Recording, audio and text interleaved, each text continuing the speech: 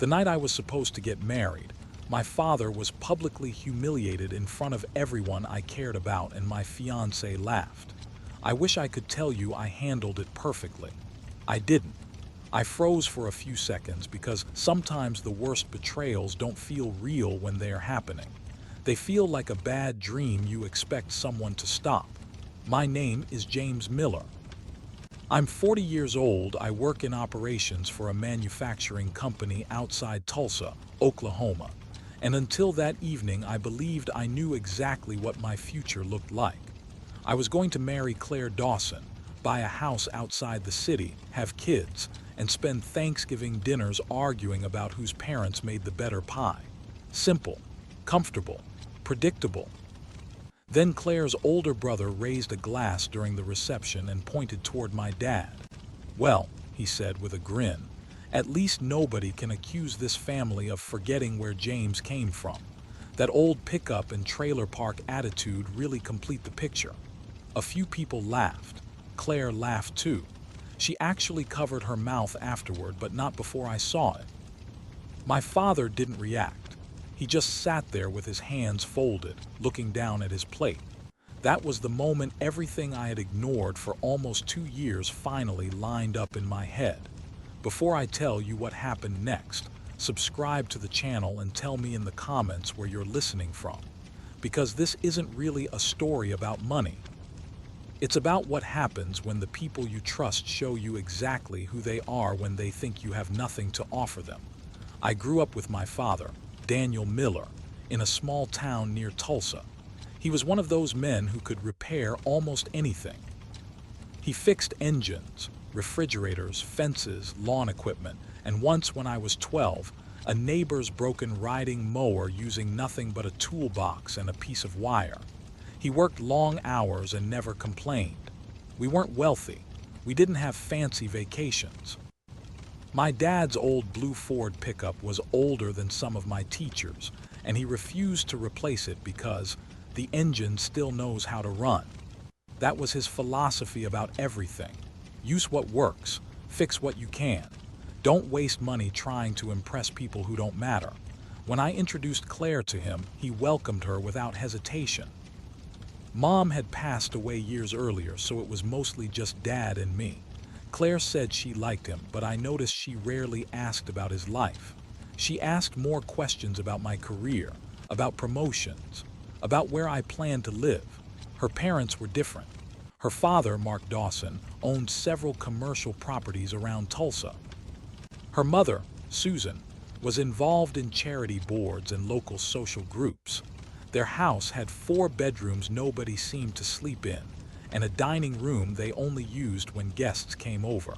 The first dinner I had with them felt less like meeting future in-laws and more like an interview. Mark asked how much I earned. Susan wanted to know whether I planned to stay in Oklahoma long term. Claire's brother Ryan asked what kind of retirement plan I had.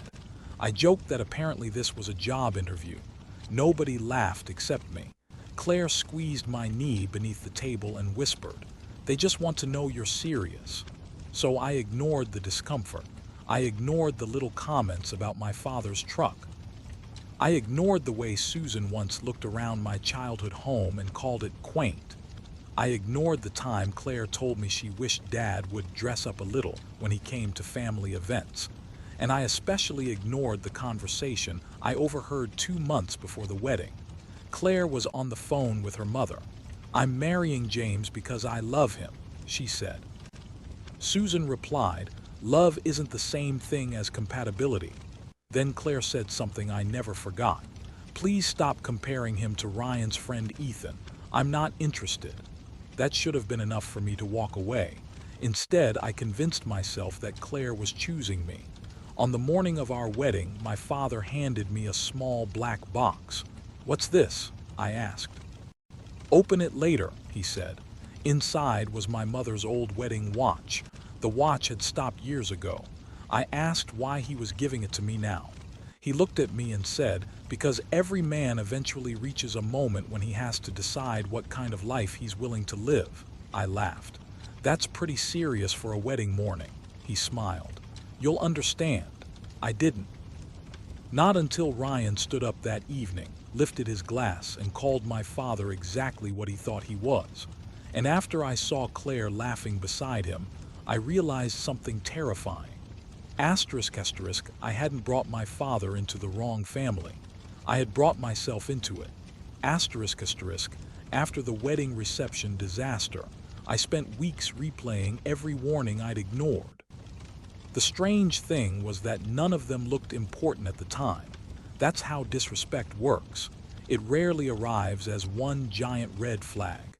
It comes disguised as jokes, advice, concern, or just being honest. Claire and I had met at a professional conference in Oklahoma City.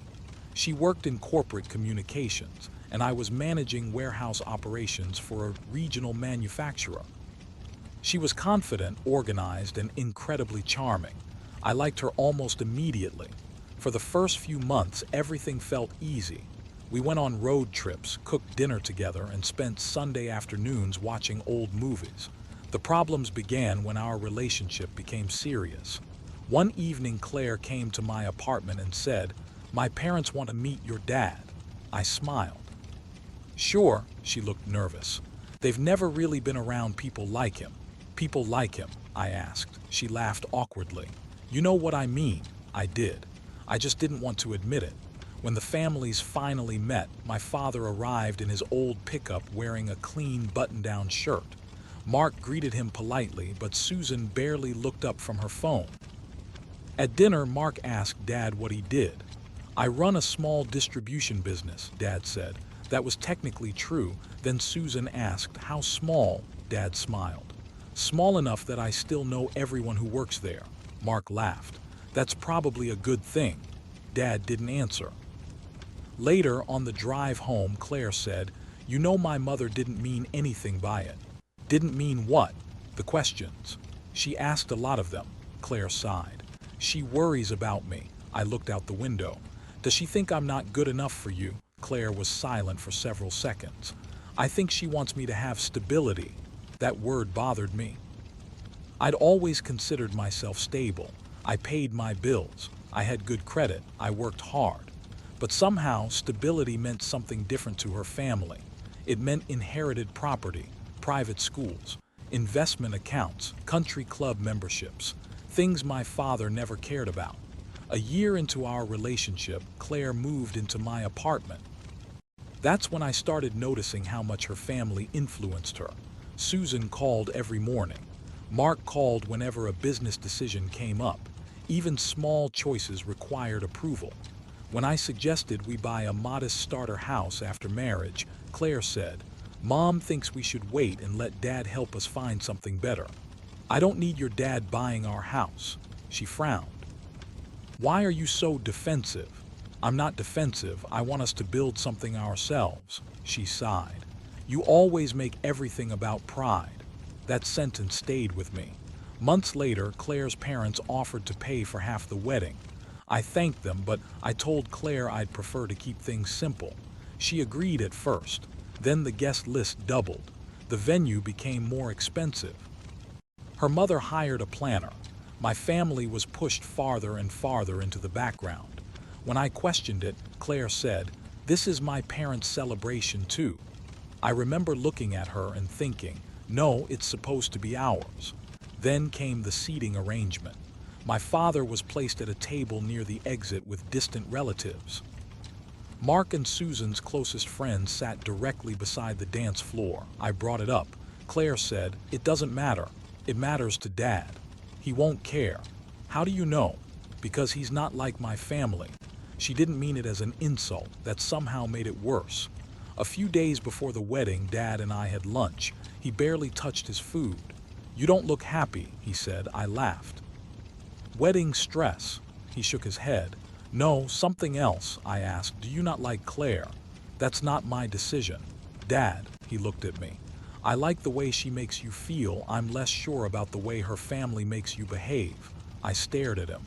"What does that mean?" "You defend things you wouldn't normally accept." I didn't answer. "James," he said quietly, "don't marry a person hoping they'll become different after the wedding." That advice bothered me because I knew exactly who he meant. Still, I went through with everything. The morning of the wedding, Dad gave me that old watch. He told me not to forget who I was. I thought he was talking about being a husband. I didn't realize he was talking about being a son. By the time the reception started, I had convinced myself one more time that everything would be fine. Then Ryan stood up. He had a microphone in one hand and a drink in the other. He looked toward my father and smiled. "We've always wondered what James would bring into the family." He paused. "Now we know." I felt my stomach tighten. Ryan's next words changed the entire room. And they would force me to make the hardest decision of my life. Ryan wasn't drunk enough to claim he didn't know what he was saying. That was what made it worse. He stood on the small stage beside the DJ, holding the microphone like he was about to tell a harmless joke. "James has always been the hardworking type," he said.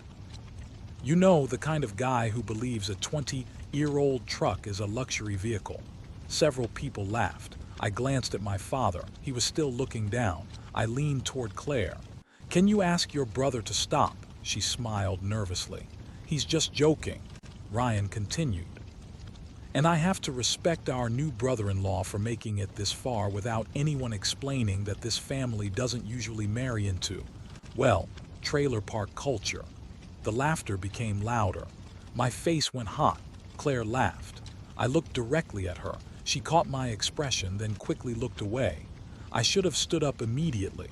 Instead, I waited, hoping Ryan would finish. He didn't. "But hey, maybe that's what makes James special," he said. "He brings a little grit to the family." Then he turned toward my father. "Right, Mr. Miller?" My dad finally looked up. He smiled faintly. "Enjoy your evening," Ryan laughed. "See, he's got a sense of humor." I stood. The room became quiet. Claire grabbed my arm. "Don't." "Why?" "Because you're going to make this worse." I stared at her. "It's already worse," she whispered. "Please sit down." I looked at my father again. He shook his head once. I couldn't tell whether he wanted me to stay calm or let it go. Then Ryan raised his glass again. "To James, who proved you really can marry above your station." That did it. I walked toward the stage. Ryan's smile disappeared. I took the microphone from his hand. "You're done," Ryan laughed. "Come on, man." I looked across the room. My father has spent his entire life working so I could have opportunities he never had. He never taught me to judge people by the car they drive or the house they live in. Apparently, your family didn't teach you that. Someone at the front table whispered something. Ryan looked embarrassed. I continued. "What you just said about my dad isn't funny, it isn't clever, it's disrespectful."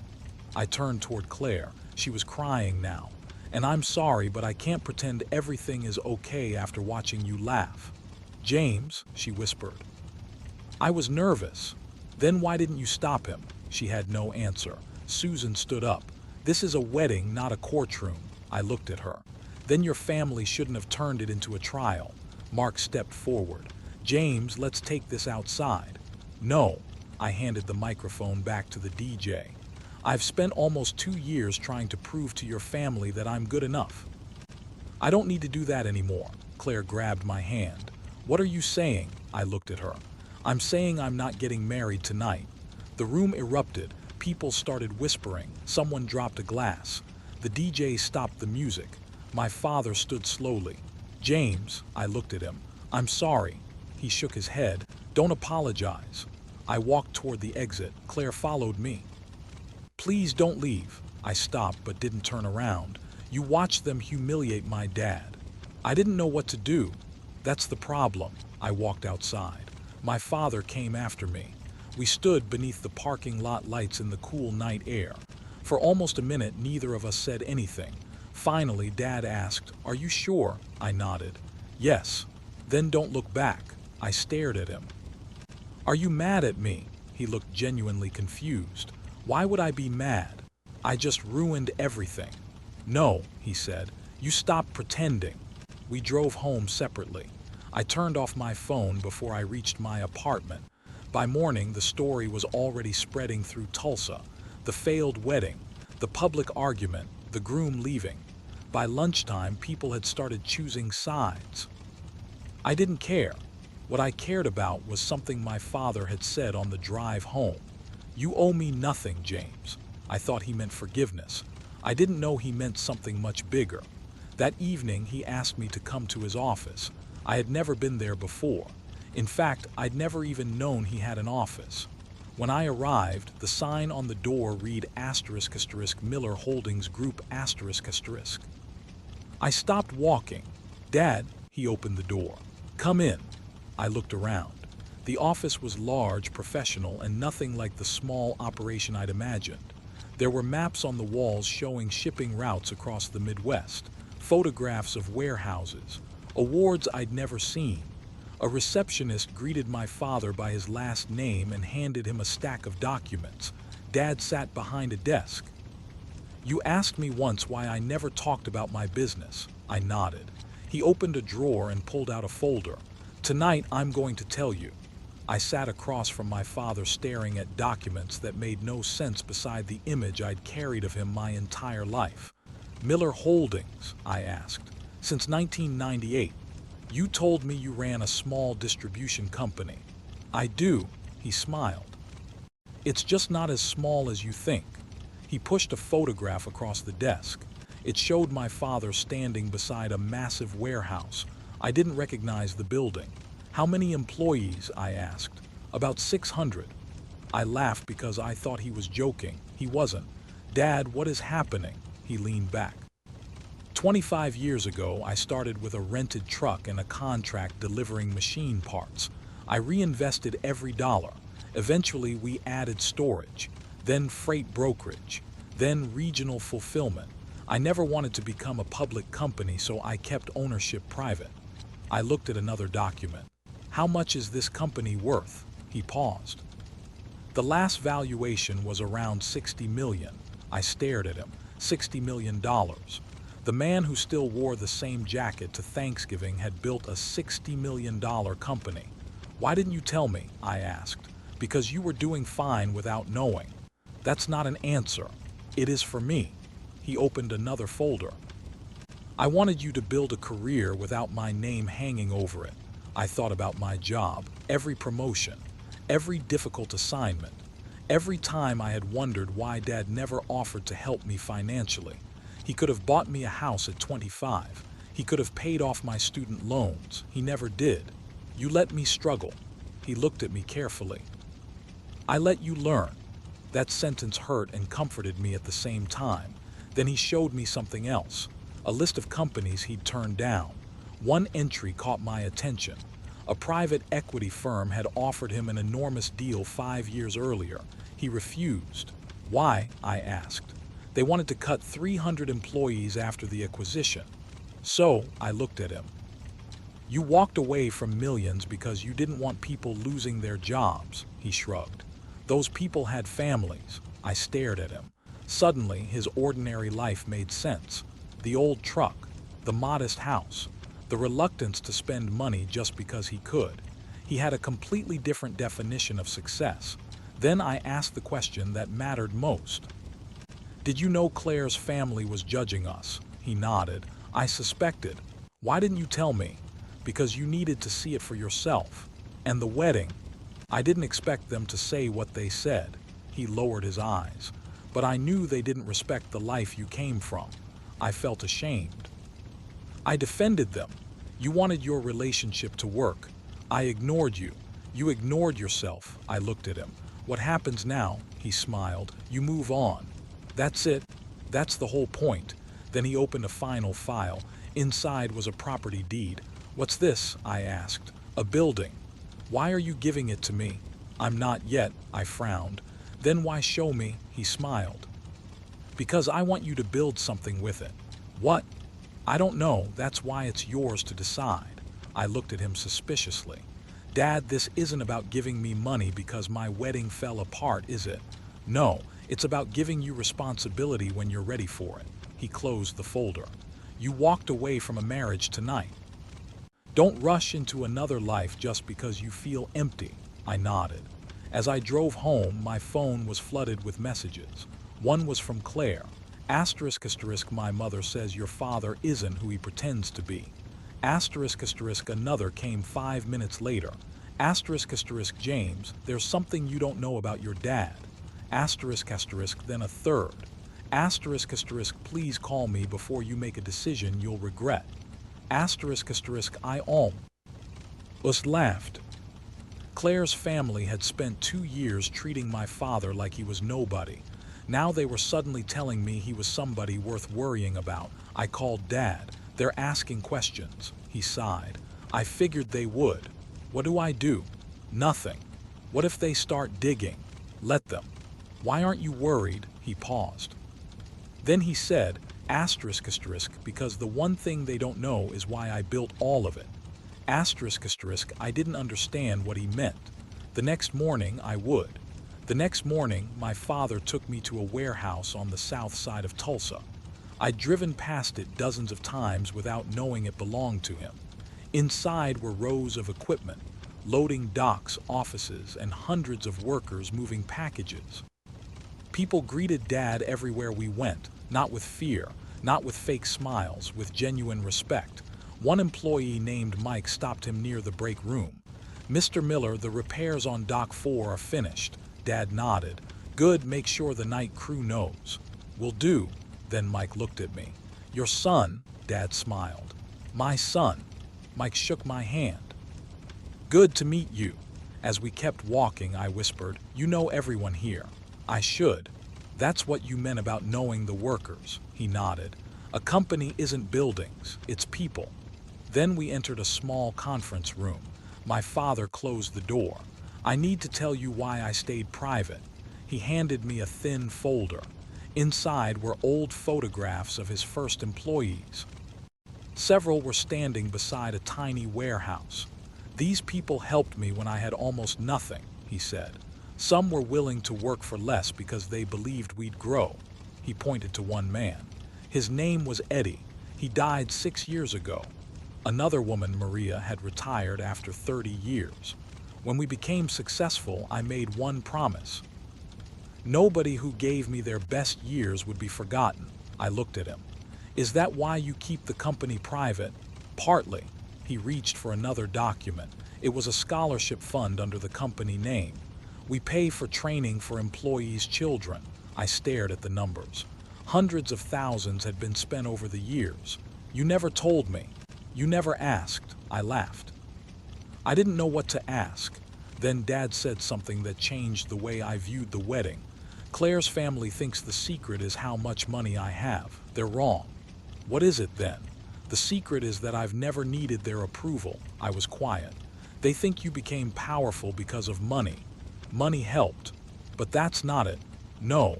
He looked at me. I became successful when I stopped trying to look successful. That sentence landed harder than I expected. Meanwhile, Claire kept calling. Eventually I answered. What do you want? To apologize. For what? For the wedding. That's not enough. I know. Her voice cracked. My parents are freaking out. Why? They found out about your dad's company. And they want to meet him. I almost laughed. Why? They think there may be business opportunities. There it is. James, I'm not asking because of them. Then why? She was silent. Because I made the biggest mistake of my life. I closed my eyes. Maybe. Can we talk in person? I agreed, but only because I wanted closure. We met at a quiet diner. Claire looked exhausted. I didn't know, she said. Know what? That your father was successful. Would you have acted differently if you did? She didn't answer. I waited. Honestly, she whispered. I don't know. That was enough. Then we can't go back. Tears filled her eyes. I really did love you. I believe you. But you let other people's opinions decide how you treated me. She looked down. You're right. And you laughed when they insulted my father. I know. That's something I can't forget. She nodded. I'm sorry. I stood. I hope you find happiness. James, I paused. Your dad must be proud of you. I looked at her. He is. He always wanted you to know your worth, didn't he? I thought about that. Yes. I walked away. That evening, my father gave me the building deed again. What are you going to do with it? I asked. I'm thinking about converting it into a training center. For who? People who need a second chance. I looked at the deed. Can I help? He smiled. That's why I showed it to you. For the first time since the wedding, I felt excited about something that had nothing to do with Claire. But the biggest twist was still coming. 2 weeks later, an attorney contacted me about an old business dispute involving my father. The document contained one name I recognized immediately. *** Mark Dawson, Claire's father. *** My stomach dropped. My father's secret wasn't simply connected to his wealth. It was connected to a decision Mark had made years earlier, and now that decision was coming back. The attorney's office was downtown. I'd never been inside a place that quiet. Everything felt polished, deliberate, expensive. The attorney, Helen Parker, opened a file and said, "Your father asked me to tell you this only if the Dawson family ever became involved in his business affairs." I frowned. "Why would they?" She looked at me. "Because Mark Dawson once tried to acquire one of your father's suppliers. And your father stopped him." I was stunned. Helen explained that 18 years earlier, my father had entered a contract with a small equipment manufacturer. Mark's company wanted to purchase the manufacturer, break it into pieces, and resell the profitable divisions. My father discovered that hundreds of workers would lose their jobs. He used his own company to keep the manufacturer independent. Mark lost the deal. "Did they know it was my dad who blocked them?" I asked. "They knew a competitor blocked them. They didn't know your father was behind it until years later." I sat back. "So Mark had a reason to dislike him." "Possibly. But why would Dad hide this from me?" Helen smiled. "Your father has always believed you shouldn't inherit his grudges." That sounded exactly like him. I left the office and drove straight to his house. "You knew," he looked up from the newspaper, "about Mark." "Yes," he folded the paper. "I knew. Why didn't you tell me?" "Because it wasn't your fight. He hated you." Dad shrugged. "He disagreed with a business decision. He humiliated you at my wedding." "That's different." "How?" "Because that was personal." I sat down. "Did you know he was trying to investigate you?" "Yes." "Were you afraid?" Dad laughed. "Of Mark?" "Yes." "No." "Why?" "Because I wasn't hiding anything illegal." Then he looked at me. "But there was one thing I was hiding." My heart skipped. "What?" He reached into a cabinet and took out a letter. It was written by Mark 18 years earlier. In it, Mark had offered my father a private partnership if Dad would sell him the supplier.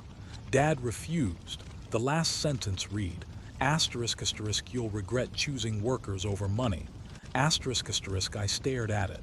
"That's what this is about." Dad nodded. He never understood why I refused. And after all these years, he still hasn't. Maybe now he will. The next day, Mark asked to meet me. I agreed. We met at his office. He looked older than he had at the wedding, tired. "I owe you an explanation," he said. "You owe my father one." He nodded. "You're right." He told me that after Dad blocked the acquisition, Mark's company struggled. He believed my father had deliberately undermined him. For years, he carried that resentment. Then he learned who Dad really was. "Your father could have destroyed my business," Mark said. "He didn't." "Why?" "Because he never wanted to." Mark looked at me. "I thought money was the thing that separated us. I was wrong." "What changed?" "I finally realized your father didn't beat me. He simply refused to play the game I was playing." I didn't forgive him. Not yet, but I understood. "Before I left," Mark said, "I never should have allowed Ryan to say what he said at the wedding." I looked at him. "You laughed." He lowered his eyes. "Yes. That's what I remember." He nodded. "I know." I walked out. That night I told my father everything. He listened quietly. "Are you angry?" he asked. "A little." "Good." I looked at him. "Why good?" "Anger tells you something mattered. Just don't let it decide what happens next." I thought about that. A few months later, we opened the training center. My father funded the first year. I helped manage operations. We offered certifications to people who couldn't afford traditional education: truck maintenance, welding, warehouse technology, CDL preparation. It became the most meaningful project I'd ever worked on.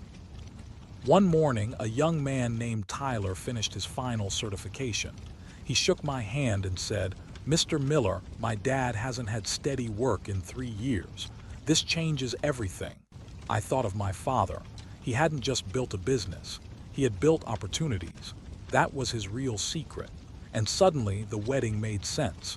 The people who mocked him had been obsessed with what he owned. They never bothered to ask what he had built, but there was still one loose end. Claire had moved away after the wedding. I hadn't spoken to her in months. Then one afternoon, she showed up at the training center. She wasn't there to win me back. She was carrying a folder. "James," she said, "there's something I need you to know about my mother." Claire stood outside the training center holding a folder against her chest. She looked nervous. "What is it?" I asked. "Something my mother kept from you." I almost told her I didn't want to know. Instead, I opened the door. We sat in my office. Claire placed the folder on my desk. Inside were emails from Susan. I read the first one. It was written months before the wedding. Susan had been pressuring Claire to end our relationship. Another email discussed setting her up with a man named Ethan. But the last message was the one that made my hands shake. Susan had written, ****, if James's father is really who you think he is, this changes everything. ***, I looked at Claire. "What does that mean?" She swallowed. "My mother found out about your father's company before the wedding." "How?" "Someone in Dad's business circle mentioned his name." I felt sick. So she knew. Not exactly how wealthy he was, but she knew he was much more successful than he appeared. And she still insulted him. Claire nodded. She wanted to see whether he would reveal himself. I stared at her. "Why?" "Because she thought your father was pretending to be ordinary to get access to our family." I almost laughed. "He didn't need your family." "I know." "Then why didn't you tell me?" Claire looked down. "Because I was ashamed." "Of what?" "Of all of it." She started crying. "I knew my mother was wrong. I knew Ryan was cruel. But I kept thinking if I stayed quiet, the wedding would happen and everything would settle down." I shook my head. "That's exactly why it couldn't work." "I know." She wiped her eyes. "I came here because I wanted you to know the truth." "Thank you." She looked surprised. "That's all." "What else should I say?" "I don't know." We sat quietly. "Are you happy?" I asked. "I'm learning." "That's something." She smiled faintly. "Are you?" I thought about the training center, my career, my father. "Yes," she nodded. "Then I'm glad." Before she left, she said something I didn't expect. "My mother still thinks you left because your father had money." I laughed. "She has the whole story backward." Claire nodded. "I know." After she drove away, I called my father. "Dad?" "Yeah." Claire came by. I figured she might. She told me everything. "And she says Mom knew about your business before the wedding." There was silence. "Does that change anything?" he asked. "No." "Good." "Why good?" "Because the reason you left should never depend on what I owned." I smiled. He was right. I hadn't walked away because my father was wealthy. I had walked away because he was my father. That distinction mattered. A month later, Mark sent me a letter. He didn't ask me to forgive him. He said he'd changed the way he handled his company. He'd started an employee scholarship program inspired by my father's work. He also wrote that Ryan had apologized to Dad privately. My father accepted the apology but never discussed it again. I asked him why. "Because the important part isn't whether he feels bad," Dad said. "It's whether he behaves differently." That was becoming my father's answer to everything. Actions mattered more than words. Over the next year, our training center expanded. We helped hundreds of people get certifications and jobs. I took on more responsibility. My relationship with my father changed too. We talked more openly. He told me stories about his early years, about sleeping in the cab of his first truck during long routes, about losing his first major contract, about nearly giving up. "You never told me any of this," I said. "You never asked." "I'm asking now," he smiled. For once, he gave me every answer. Then one Saturday morning, he handed me a set of keys. "What's this?" I asked. "Your office," I laughed. "I already have one." Not that office. He pointed toward a new building under construction. That's yours. I stared at him. Why? Because I'm stepping back. From the company, completely. My heart raced. Dad, I'm not ready, he smiled. That's exactly when you should start. I suddenly realized the hidden secret had never been about how much money my father had. It was about what he was preparing me to inherit, not his fortune, but his values. And the next decision he asked me to make would determine whether I had actually learned them. The new building wasn't a mansion. It wasn't a luxury office with glass walls and a private elevator. It was a practical training and logistics center with classrooms, storage space, and room for future expansion. My father wanted me to run it. Why me? I asked. Because you care about people. There are better managers. Maybe, he smiled. But I need someone who knows why we're doing this. I accepted. Over the next 2 years, the center became my life's biggest accomplishment. We trained veterans, laid off workers, single parents, and young adults who couldn't afford 4-year colleges. Some people came through our doors with almost nothing and left with jobs paying more than they had ever imagined. My father funded the early stages, but I built the system.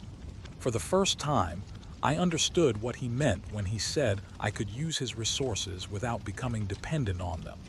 I had once believed accepting help made you weak. He taught me that using an opportunity responsibly could make you stronger. Claire and I eventually stopped talking completely. There was no dramatic final fight, no revenge. Life simply moved forward. She remarried a few years later. I heard about it through a mutual friend. I was genuinely happy for her. Mark changed too. He stopped trying to impress people. Ryan left the family business and started a small contracting company. Susan never fully understood why everyone around her changed, but even she became quieter. I never needed an apology from her. My father had already taught me something better than revenge: distance. You don't always have to defeat people who hurt you.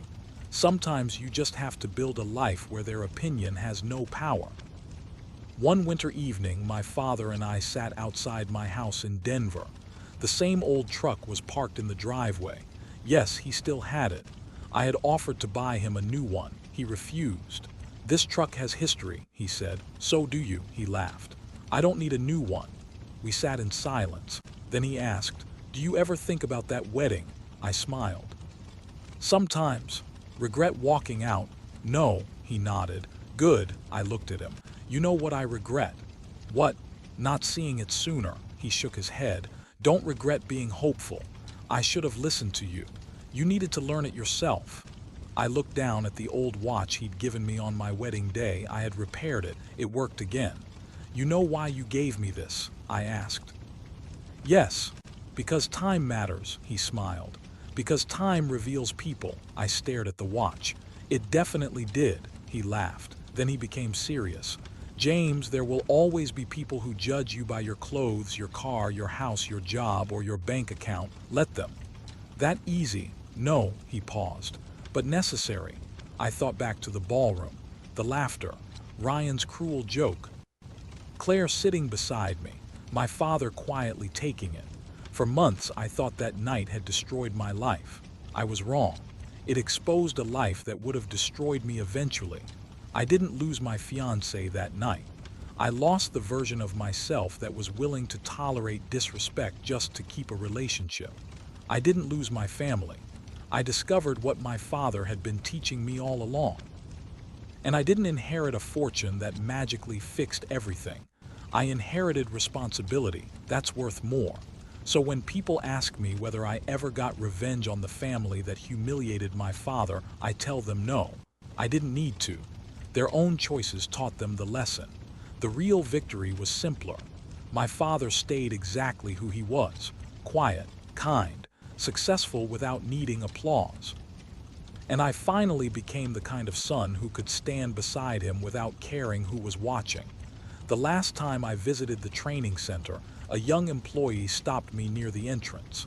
Mr. Miller, he said, your dad changed my life. I smiled. Mine too. He looked confused. I nodded toward the office. Just not in the way you think. My father was inside reading paperwork like he had been doing his entire life. No designer clothes, no bodyguards, no flashy car. Just the same quiet man who had once been called trailer park trash because of a 20-year-old pickup. The same man who had quietly built a successful company, helped hundreds of families, and never once felt the need to announce his worth. That night at my wedding, 400 people thought they had discovered what my father was worth. They were wrong. Asterisk asterisk, the biggest secret wasn't that my dad had money. The biggest secret was that he never needed it to become a good man. Asterisk asterisk, and walking out of that ballroom wasn't the end of my future. It was the first honest step toward it. If this story stayed with you, subscribe to Heartline Narratives and share your thoughts in the comments. Sometimes the person everyone underestimates is the person who has the most to teach us.